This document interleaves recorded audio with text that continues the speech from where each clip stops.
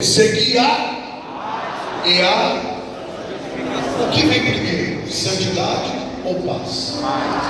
Porque ninguém consegue ser santo em guerra.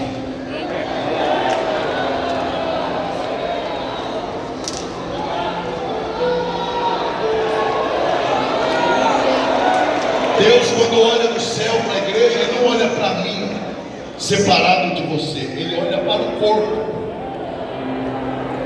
E a santificação é a operação da vontade dele no corpo. Antes de ser santo, eu preciso estar em paz com os meus irmãos. Porque eu não sou parte do corpo sem a outra parte.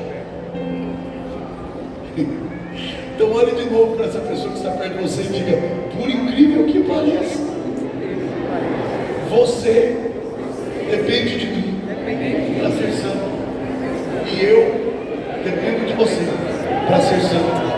Porque você tem defeitos que eu não tenho, mas eu tenho defeitos que você não tem. Eu tenho qualidades que você não tem, mas você tem qualidades que eu não tenho. No que te falta, eu te completo. No que me falta, você me completa. E